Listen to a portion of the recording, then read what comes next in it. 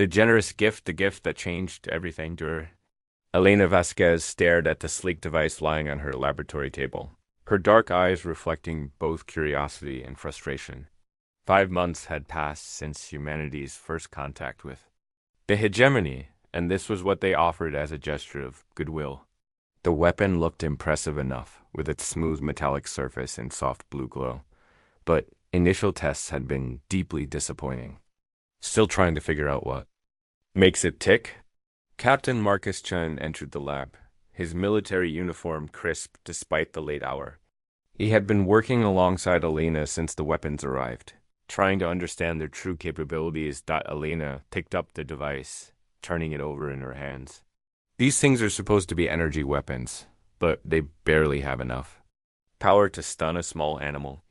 The hegemony claims they're suitable for human development levels, but honestly, our own laser pointers are more impressive. The memory of Ambassador Leakbar's condescending presentation still burned in Elena's mind. The tall, gray-skinned alien had stood before Earth's assembled leaders, his forearms gesturing dismissively as he explained the gift.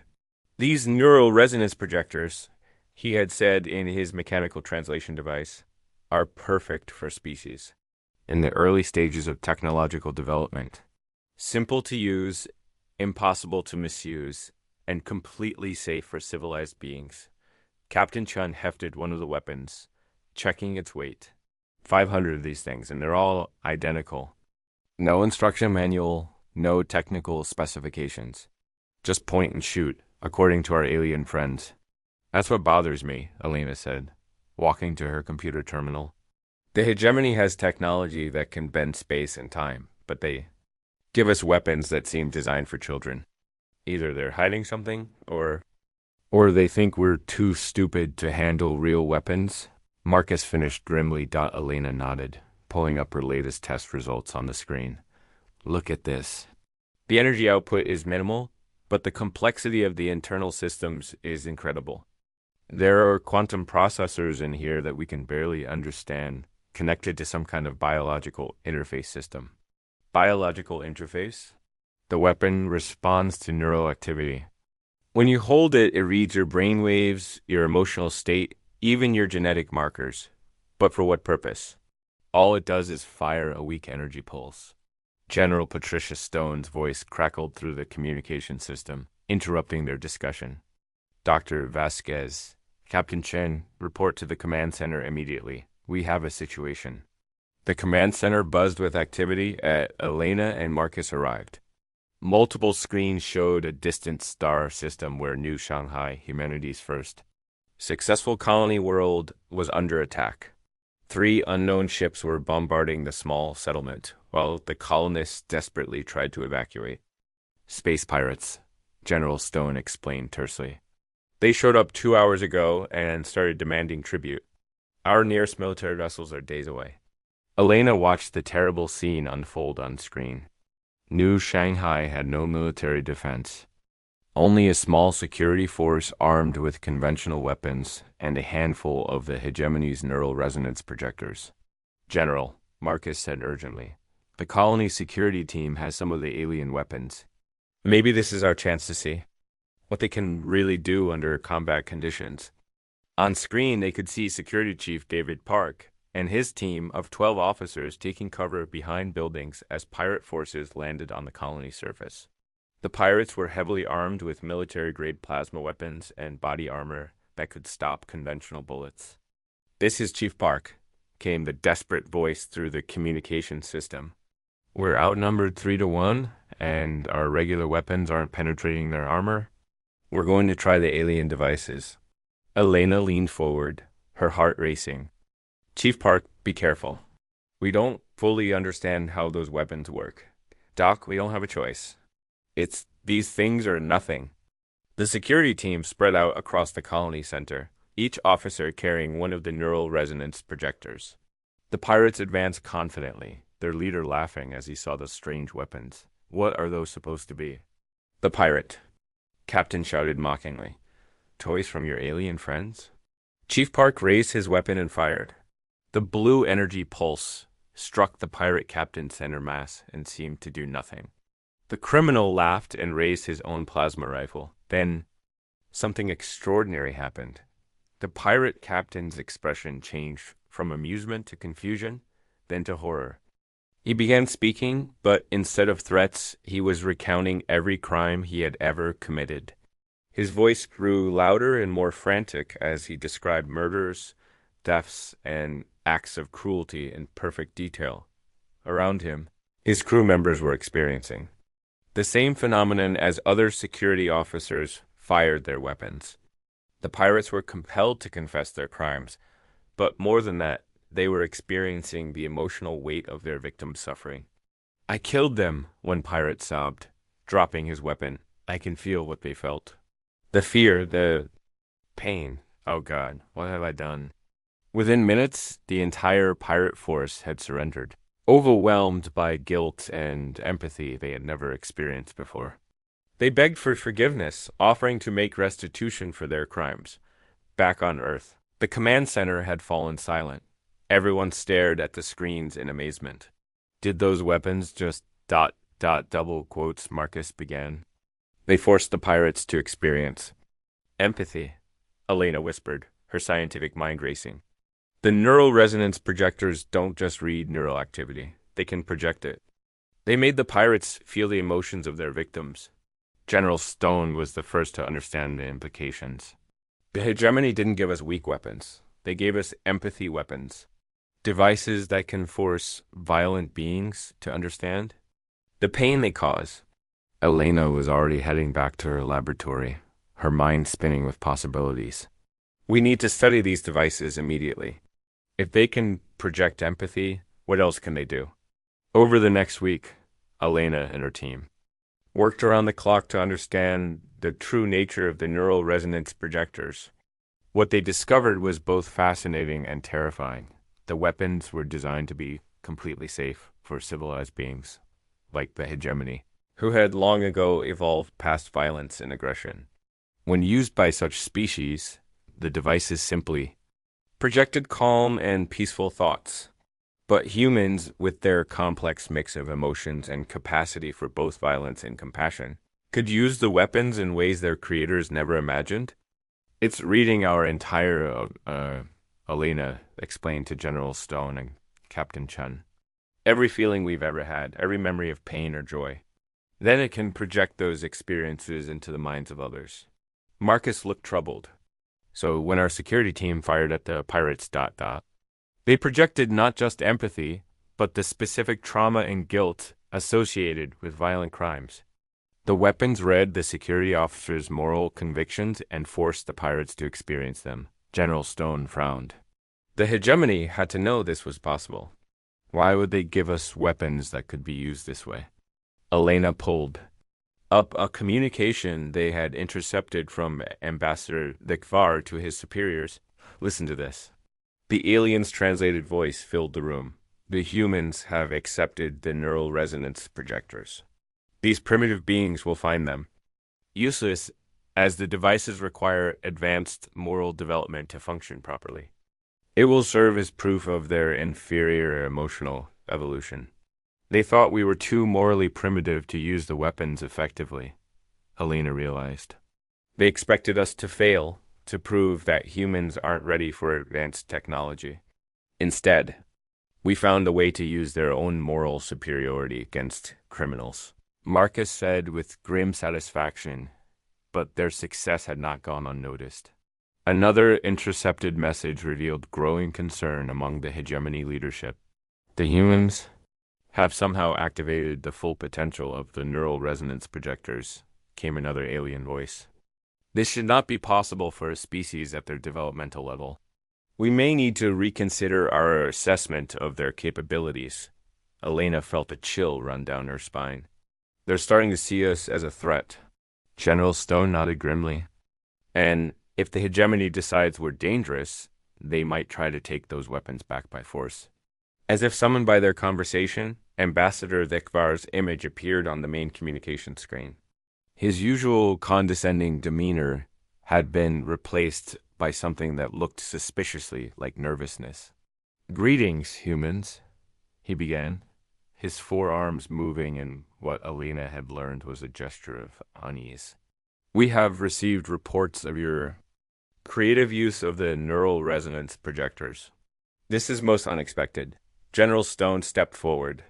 The weapons work exactly as designed, Ambassador. They promote peace and understanding.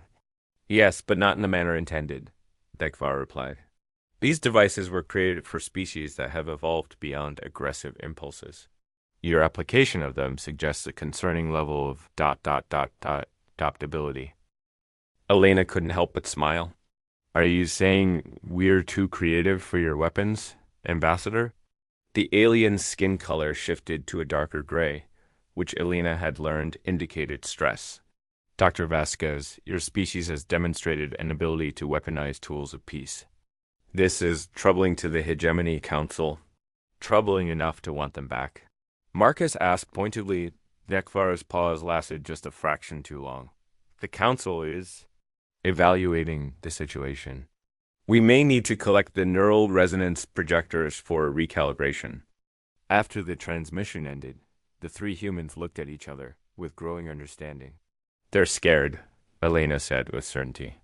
They gave us what they thought were harmless toys, and we turned them into something they never expected. General Stone was already moving toward the door.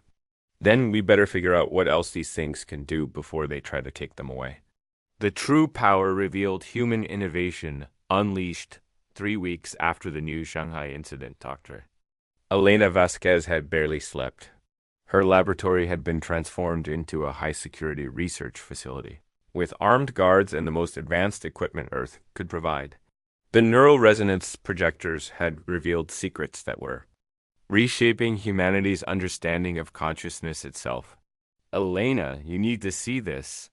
Captain Marcus Chen called from across the lab, his voice filled with excitement and concern.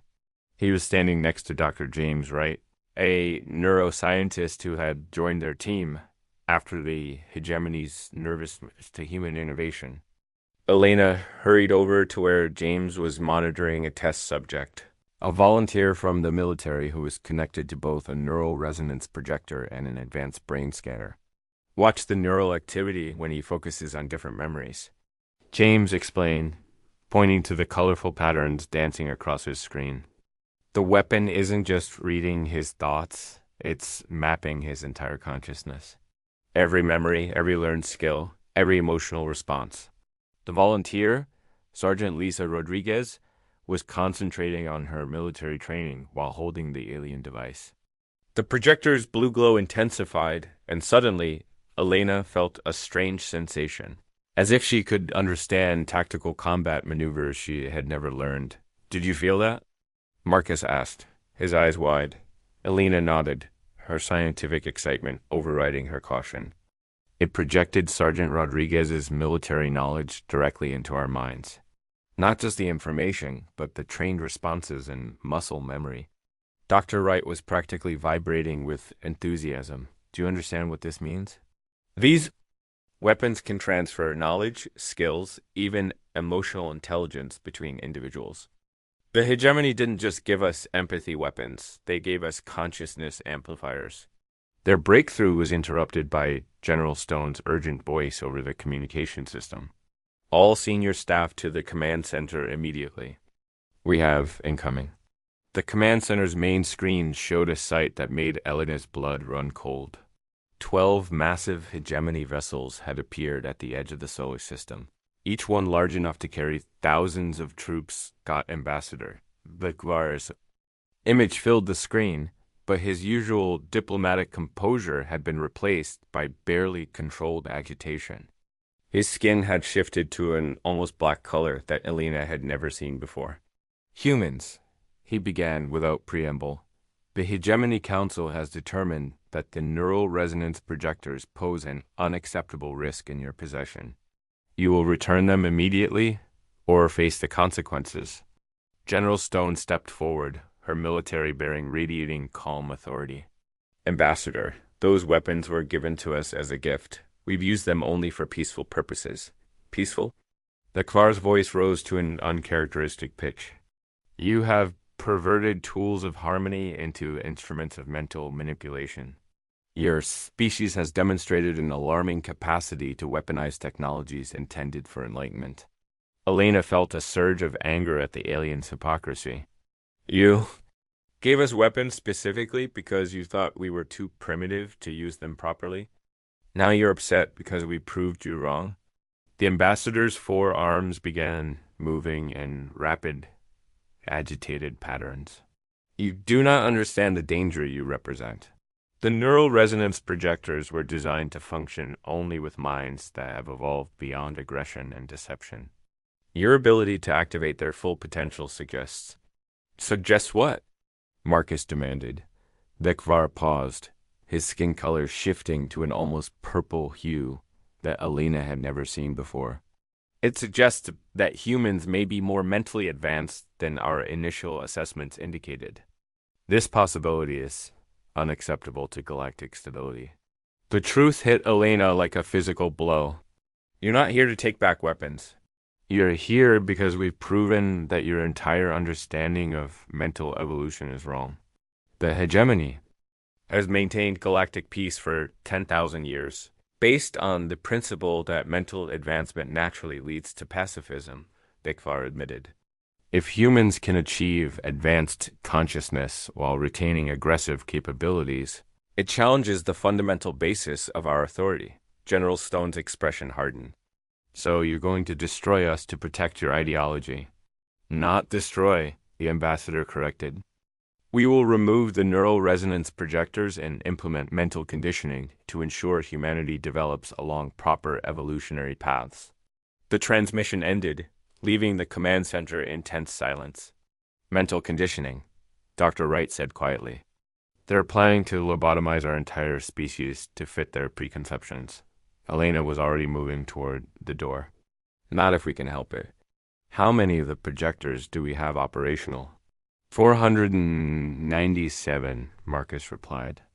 We lost 3 in testing. And how many people have we trained to use them? General Stone consulted her tablet. Every military base has at least one specialist. About 2,000 people worldwide have basic training. Elena smiled grimly. Then it's time to show the hegemony what human innovation really looks like. Over the next 6 hours, Elena's team worked frantically to implement a plan that would have seemed impossible just weeks before. Using the neural resonance projectors' ability to transfer knowledge and skills, they created a network of enhanced human consciousness that spanned the globe.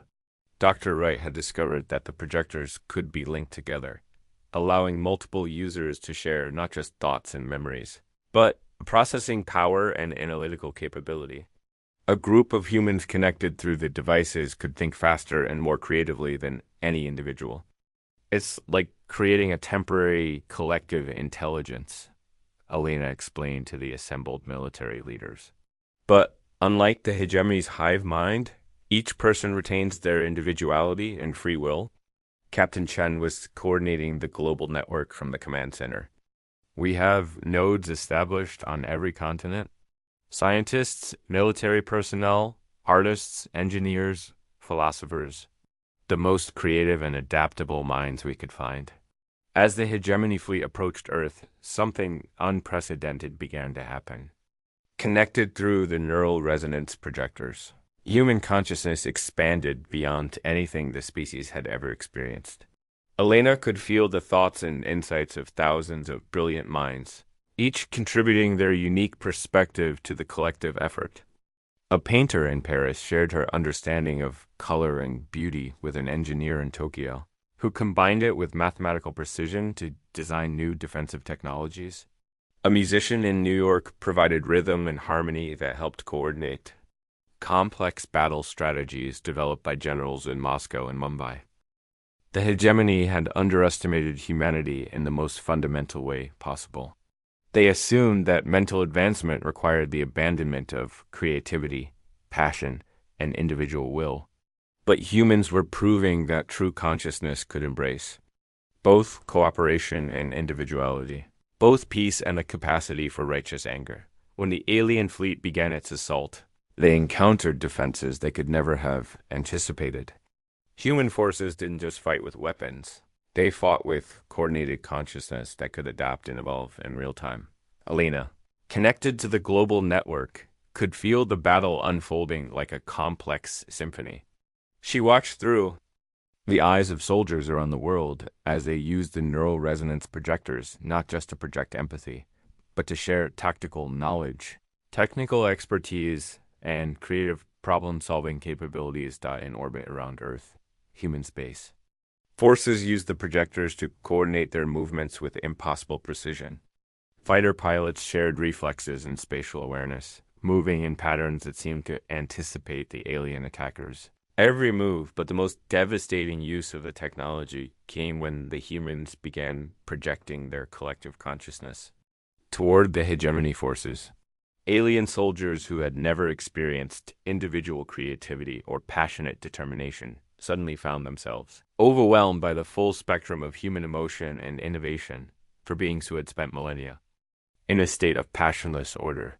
The chaotic beauty of human consciousness was like a psychological weapon they had no defense against.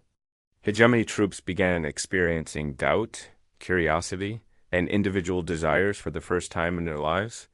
"They're breaking formation," Captain Chun reported with amazement. They're stopping their attack." On the main screen, Ambassador Thikvar appeared again, but his appearance had changed dramatically. His skin showed colors Alina had never seen before, shifting patterns of blues and purples that suggested emotions the aliens had forgotten they could feel. "Stop," he said, his voice carrying notes of wonder and confusion. What are you doing to us?" Elena stepped forward, still connected to the global consciousness network. When she spoke, her voice carried the wisdom and determination of all humanity. "We're showing you what you tried to take away from us," she said. "Individual consciousness combined with collective cooperation. The ability to feel both love and anger, to create and to fight, to be at peace while remaining free." The ambassador's four arms moved in patterns Alina now recognized as expressions of newfound emotional complexity. "This is impossible." Advanced consciousness cannot coexist with aggressive capability. It violates every principle of mental evolution. Dr. Wright, also connected to the network, smiled with the accumulated wisdom of thousands of linked minds. "Maybe your principles were wrong. Maybe true mental advancement doesn't mean abandoning what makes us who we are. Maybe it means learning to use all our capabilities wisely." The battle ended not with destruction, but with transformation. The hegemony forces, exposed to the full spectrum of human consciousness through the neural resonance projectors, began to rediscover emotions in individual thoughts they had suppressed for millennia. Ambassador Thikvar requested permission to land on Earth, not as a conqueror, but as a student. "We have spent 10,000 years believing that peace required the death of passion," he admitted to Alina and her team. "You have shown us that perhaps we have been living only half a life." Elena looked at the alien with newfound understanding, still feeling the connection to her fellow humans through the projector network. "The universe is big enough for different kinds of consciousness, Ambassador. Maybe it's time for the hegemony to learn that diversity of thought makes us all stronger." As the hegemony fleet withdrew, not in defeat, but in contemplation, Elena realized that humanity had won something far more valuable than a military victory. They had proven that consciousness itself could evolve in unexpected directions, that creativity and cooperation could coexist, and that the greatest weapon against tyranny was the refusal to surrender what made them human, the neural resonance. Projectors, meant to be useless toys for a primitive species, had become the key to humanity's place among the stars. Not as subjects or conquerors, but as teachers of a different way to think, feel, and exist. In the end, the alien's greatest mistake wasn't underestimating human technology or military capability. It was underestimating the power of human consciousness itself.